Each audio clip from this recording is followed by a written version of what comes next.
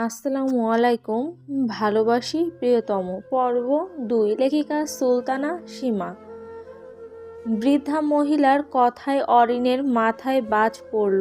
এই পতিতালয়ে তাকে এরা রেখে দিতে চাইছে। দিহান ছাড়া আর ভরসার হাত খুঁজে পাচ্ছে না সে। মনের অজান্তেই দিহানের হাত আঁকড়ে ধরল। দিহান ছলছল চোখে তাকালো অরিনের দিকে।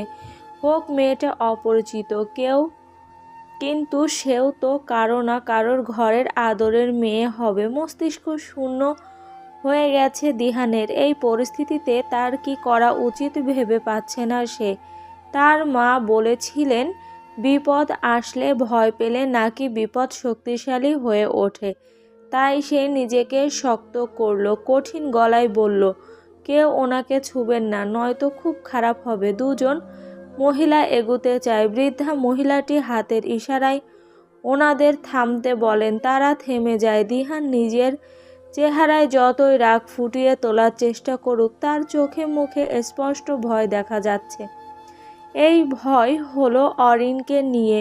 বৃদ্ধা মহিলাকে একজন বলল, এই ছেলেটা আমাদের ভয় দেখাতে চাচ্ছে, আমরা ভয় পাবো না। এই মেয়েকে রাখো, নয়তো আমাদের সাথে বেয়াদবি করার জন্য নিয়ম অনুযায়ী এর সাজা ওকে দাও। ওনার কথা শেষ হতেই দিহান তৎক্ষণাৎ বলে ওঠে, আপনারা যে শাস্তি দিবেন আমি মাথা পেতে নিতে রাজি। আপনারা আমায় সাজা দিন, তবুও ওনাকে ছেড়ে দিন প্লিজ। বৃদ্ধা মহিলা কিছুক্ষণ চুপচাপ বসে থাকেন, তারপর বলেন, আমাদের এখানে সাজা বিষয়ে তোমার ধারণা আছে? সাজা যেমন হোক আমি মাথা পেতে নিতে রাজি। সাজা হলো তুমি পতিতা বিয়ে করবে, কিন্তু তাকে কখনোই ডিভোর্স দিতে পারবে না। কি? দিহানের কান ঝাঝা করে গেল। একজন পতিতাকে সে কিভাবে বিয়ে করবে? এ কেমন সাজা? দিহান শুকনো একটা ঢোক গিলে নিজেকে সামলাতে চাইল। এই সাজা তো সব থেকে বড় সাজা। পতিতা নারী শব্দটা একটা পুরুষকে যতই আনন্দ দেয় না কেন, পতিতা বউ শব্দটা তার থেকে দ্বিগুণ বিষাক্ত। বৃদ্ধা মহিলা একটা মেয়েকে ডেকে আনলেন, তারপর বললেন, চিত্রা যাও, বউ সেজে আসো, আজ তোমার বিয়ে। দিহান তাকিয়ে দেখলো খুব ছোট ছোট জামা পরা একটা মেয়ে। দিহান তাকাতেই মেয়েটা মিটিমিটি হাসতে লাগলো। দিহানের ইচ্ছে করছে নিজের গলায় নিজে ছুরি চালিয়ে দিতে। এত বাজে পরিস্থিতিতে পড়বে জীবনেও কল্পনাই করেনি সে। চিত্রা নামের মেয়েটা ঘরে চলে গেল। দিহান একবার অরিনের দিকে তাকালো। অরিন কেঁদেই যাচ্ছে। দিহান অরিনের হাত ধরে।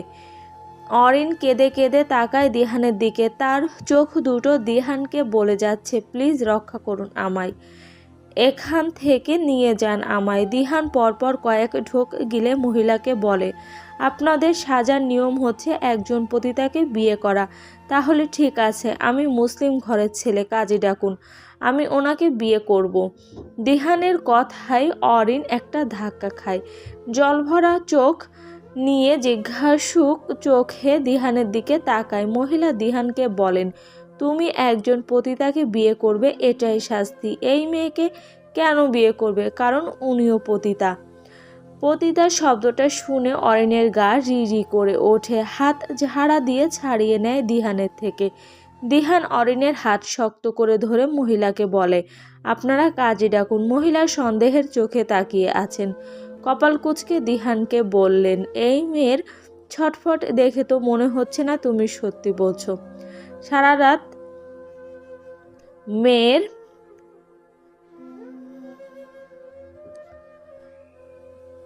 রাত মেয়েটা আমার সাথে ছিল, তাও এমন একটা জায়গায়। এর থেকে আর কি প্রমাণ দিতে হবে যে আমি সত্যি বলছি? অরিন এবার যেন পাথর হয়ে গেছে। মনের অজানা ভয়টা এত ভয়ানক ছিল তা হয়তো এখানে না আসলে আসলে জানাই হতো না। বিশ্বাস করে যে মানুষটার হাত ধরলো, সে মানুষটা কিনা তাকে পতিতার উপাধি দিল। কষ্ট আর ঘৃণায় বুক ফেটে যাচ্ছে অরিনের। অজানা একটা মানুষকে এত বিশ্বাস কেন করলো সে? মহিলা ফোন দিয়ে একজন কাজী ডেকে আনলেন। কাজী আসার আগ পর্যন্ত তাদের ধরে রাখল সবাই। বিয়ে পড়ানো শেষে তাদের ছেড়ে দিল সবাই। দিহান অরিনের হাত ধরে টেনে নিয়ে বেরিয়ে আসলো এই জঘন্য জায়গা থেকে। রাতে অন্ধকারের জন্য দেখেনি এখানে গেট আছে। সামনে বড় করে সাইনবোর্ডে লেখা ফুর্তিনগর। দিহান অরিনকে নিয়ে ফুর্তিনগরের অনেক দূরে চলে আসে। অরিন শূন্য দৃষ্টিতে তাকিয়ে আছে, চোখ দিয়ে অঝোর ধারা বৃষ্টি ঝরছে। শুধু সে অনুভূতিহীন মানুষের মতো মূর্তির ন্যায় দাঁড়িয়ে আছে। দিহানের খারাপ লাগলো অরিনের দিকে তাকিয়ে। বুকে একটা দীর্ঘশ্বাস চাপা রেখে বলল, আমি জানি আপনি আমাকে খারাপ ভাবছেন, কিন্তু ওখান থেকে বাঁচার একটাই উপায় ছিল। আপনি আমাকে ক্ষমা করে দিন প্লিজ। দিহানের কথায় অরিন কোনো জবাব দিল না। দিহান আবার বলল, দেখুন মিস ইরিন, না কি যেন নাম বলেছিলেন, যেটাই হোক, আমি আপনার কাছে এসব স্বামীটামির অধিকার ফলাবো না। এখানে আমরা দুজনই বিপদে ছিলাম। একটু আগে যা হয়েছে তা ভুলে গিয়ে আপনি নিজেকে স্বাভাবিক করুন।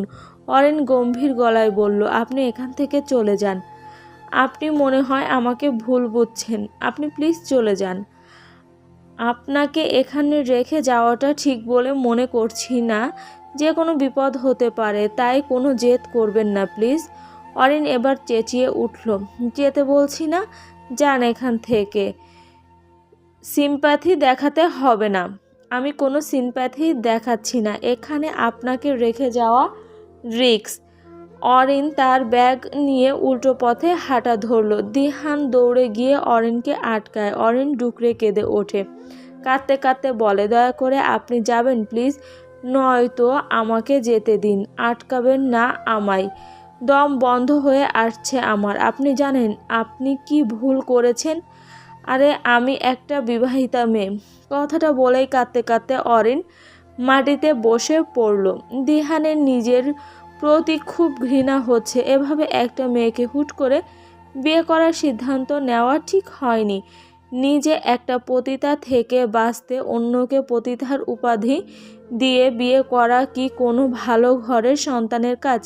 প্রশ্নটা মগজে নাড়া দিতেই নিজের প্রতি ঘৃণাটা দ্বিগুণ বেড়ে গেল দিহানের। অরিন কাঁদতে কাঁদতে আবার বলল, প্লিজ চলে যান প্লিজ, দোহাই লাগে আল্লাহর। চলে আসলো দিহান। একটা বিবাহিতা মেয়ের জীবনে সে এ কোন ঝড় তুলে দিল। নিজেকে মানুষ বলে মনে হচ্ছে না দিহানের। মেয়েটার নাম ভুলে গেছে, বাড়ি কই থাকে কই কিছু জানা নেই দিহানের। রাতে শুধু নাম আর লেখাপড়া বিষয়ে জেনেছিল। বিয়ে পড়ানোর সময় কাজে কি বলছিল কিছুই মনে নেই তার। কিভাবে মনে থাকবে? সে তো ভিতরে ভিতরে পুড়ে যাচ্ছিল। পিছন ফিরে একবার তাকালো দিহান। মেয়েটা এখনো কান্না করে যাচ্ছে। হয়তো তার স্বামীকে সে খুব বেশি ভালোবাসে। দীর্ঘশ্বাস ছেড়ে হাঁটতে লাগলো দিহান। হয়তো এই মেয়েটার সাথে কখনো দেখা হবে না আর। সারা জীবন হয়তো এই একটা পাপ মনে নিয়ে পুড়তে হবে তাকে। কিন্তু মেয়েটা যখন বিবাহিত, তাহলে সাদা রঙের জামা কেন? প্রশ্নটা মাথায় আসতে নিজেকে নিজে বকে ওঠে দিহান। সাদা রঙের জামা পরার মানে এত উল্টোপাল্টা ভাবে কেমনে সে? ইজি চেয়ারে বসে আছেন শান্তি বেগম। 2 দিন আগে হঠাৎ করে ওনার প্রেশার বেড়ে গেছিল। নাতি নাতনিদের দেখে এবার ওনার সব অসুখ যেন জানালা দিয়ে পালিয়েছে। ওনার 2 মেয়ে 3 ছেলে। 3 ছেলেই বিজনেস করেন। হারুন, হানিফ, হাসান। বড় ছেলে হারুন চৌধুরীর একটা ছেলে একটা মেয়ে, ইসি, জিহান। মেজ ছেলের হানিফ চৌধুরীর 2 মেয়ে ও একটা ছেলে, দিয়া, দিহান।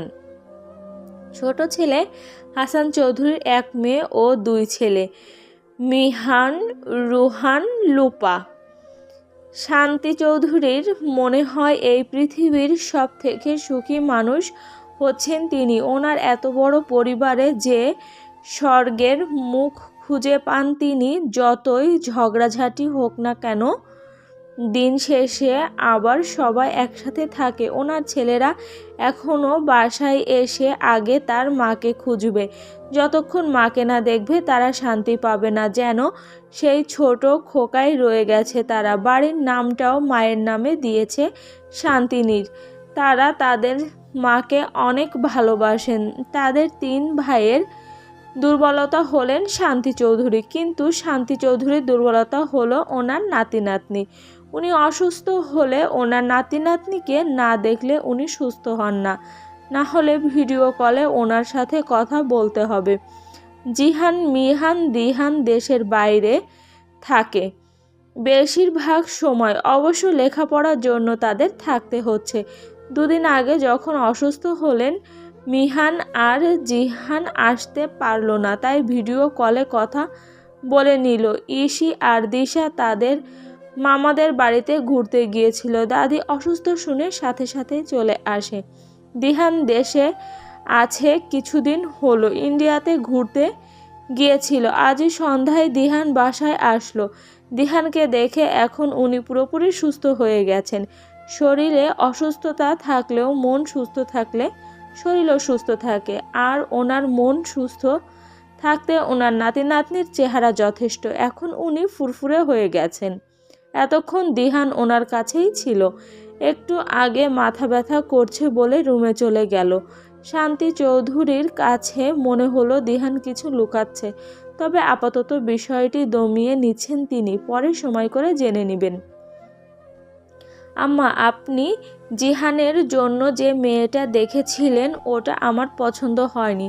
হঠাৎ দিলারা চৌধুরীর কথা শুনে চোখ খুলে তাকালেন শান্তি চৌধুরী। তারপর বললেন, বৌমা, বিয়ে তো তোমার পছন্দে হবে না, বিয়ে হবে আমার নাতির পছন্দে। সে যাকে পছন্দ করবে তাকেই তার বউ বানিয়ে আনবো। আমাদের অত একটা পছন্দ আছে আম্মা।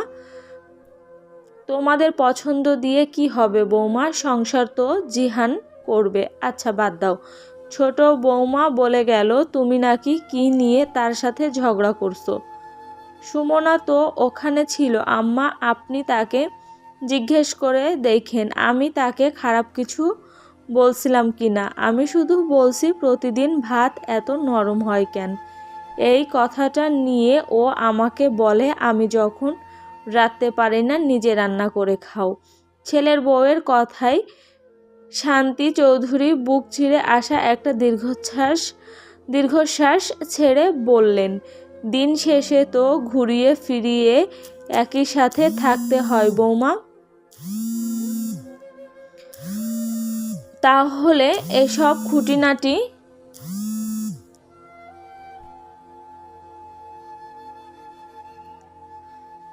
দিন শেষে তো ঘুরিয়ে ফিরিয়ে একই সাথে থাকতে হয় বৌমা। তাহলে এসব খুঁটিনাটি বিষয় নিয়ে তর্ক করে কী লাভ। তুমি ঘরের বড় বউ, তুমি না বুঝলে কে বুঝবে। আমি যদি তোমাদের ঝগড়ার মাঝখানে কথা বলি তোমার মনে হবে আমি ছোট বউয়ের পক্ষ নিচ্ছি, ছোট বউয়ের মনে হবে আমি তোমার পক্ষ নিচ্ছি। তাই তোমাদের বুঝতে হবে বৌমা, 2 দিন পরে ঘরে বউ আসবে। এসব ঝগড়া দেখলে তো ঝগড়াই শিখবে। নিজেদের রাগ নিয়ন্ত্রণ করতে শেখো। দেলারা চৌধুরী ক্ষীণস্বরে বললেন, জি আম্মা।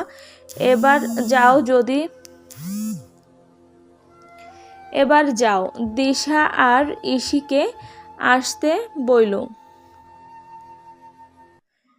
জি আম্মা। প্রায় 3 ঘন্টা ধরে একটা রেস্টুরেন্টে বসে নীলের জন্য অপেক্ষা করছে শামু। আজ তার বার্থডে, অথচ তার সোকল্ড বিএফ তাকে উইশ করা তো দূর, একটা ফোন দিয়েও কোনো কেমন আছোটাও জিজ্ঞেস করেনি। এখন আবার হঠাৎ করে তাকে ফোন দিয়ে বলছে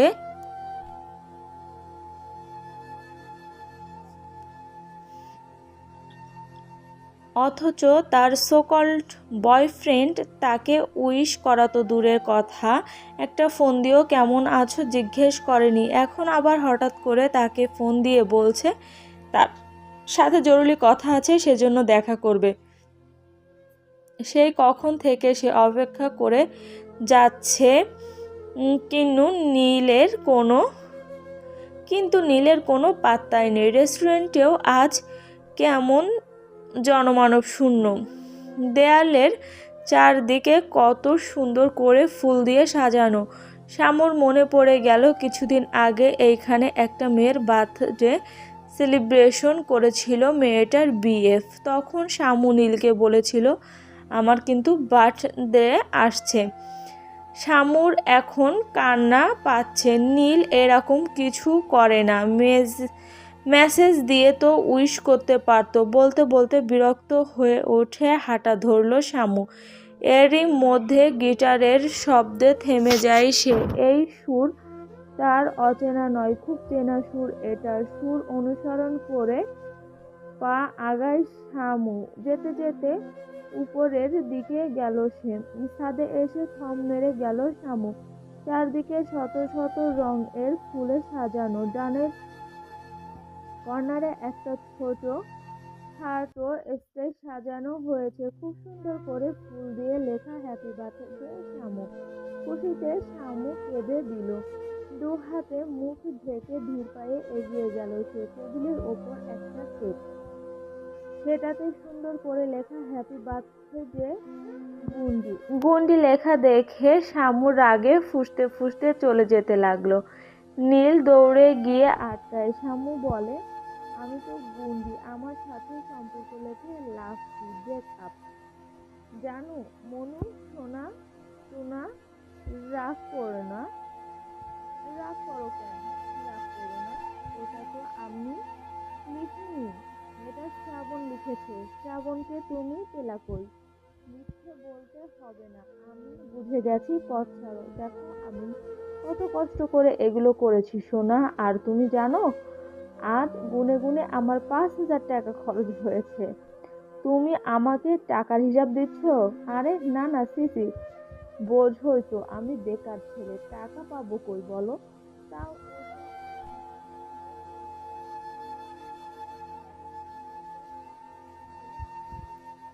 দেখিয়ে সেই টাকার হিসাব।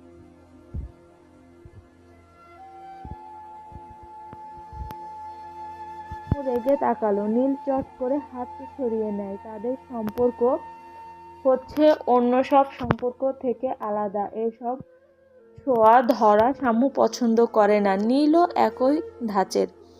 নীল হাত ছাড়লে শামু এসে কেক কাটে। কেকের প্রথম বাইট নীলকে দেয়। নীল খেয়ে শামুকে খাওয়াতে যাবে, তখন দৌড়ে ছাদে আসে শ্রাবণ। শ্রাবণ হচ্ছে নীলের ফুফাতো ভাই।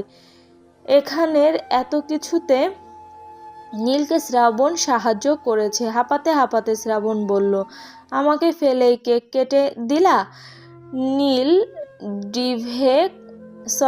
জিভে কামড় কাটে। শামু অবশিষ্ট কেক শ্রাবণের মুখে ঢুকিয়ে দিয়ে বলে, নাও এবার দোয়া করো আল্লাহ যেন আমায় আরো সুন্দরী বানিয়ে দেয়। শামুর কথায় নীল আর শ্রাবণ ছাদ কাঁপিয়ে হেসে ওঠে। চলবে।